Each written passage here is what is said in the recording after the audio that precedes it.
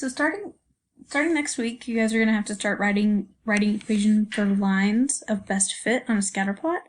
So I thought this activity might be a good review because these coins kind of look like scatter plot, and it gives you an opportunity to practice writing the equation of a line in slope-intercept form. So the goal is to capture all of the coins using as few equations as possible. Wow, that's interesting. Okay, so they say they give us an equation to try. So this one says 1/2 x plus 1. So just so I know what I'm doing, 1/2 x plus 1 means the slope of this line is 1/2, which means up 1 over 2, up 1 over 2. And this plus 1 means that my equation is going to start at 1 on the y-axis. So it starts here, and it's going to go up 1 over 2, up 1 over 2, and it looks like it's going to get all of those coins on the top row. So let's see what happens. Ooh, it gets them all. That's pretty cool. Uh-oh.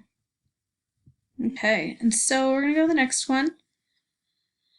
Ooh, alright, so let's see. I have the most coins here, and so I need to think about where am I going to start this graph and what is the slope of my equation going to be. I've also reposted the graphing lines mini lesson from earlier in the week that I'm going to let you guys have for a review on slope and y-intercept again.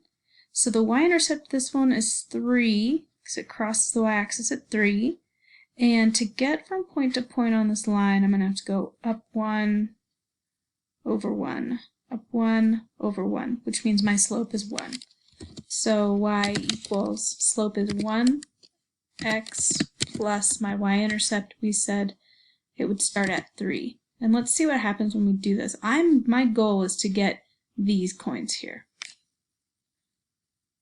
Dang, there I go. Alright. Let's see what happens now. Ooh. Alright. Now, notice I don't think that one equation is going to do this, but it says enter equations one at a time in order to send a line through the coins to capture them. So I'm going to try this one first, and I'll let you guys do the next one on your own. This one still has y-intercept of 3, so I know it's going to be y equals something times x plus 3. Yeah? And see how this is going in a nice negative direction? I know that my slope then is going to be a negative number. And so from here to go down 1 over 1, down 1 over 1 to get those coins.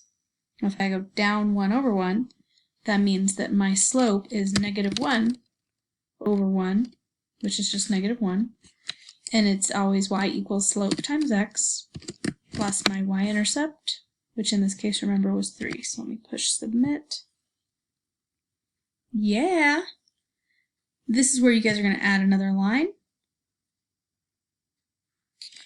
Let's see, oh, I think you can just type the new line again. So now you want to do the same thing, only now this one's going to be going in a positive direction.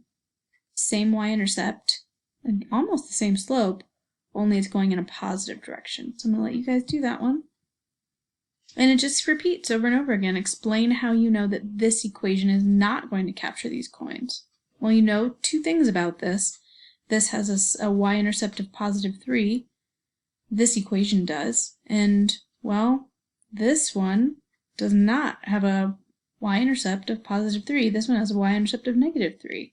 So you can write that up in your own words.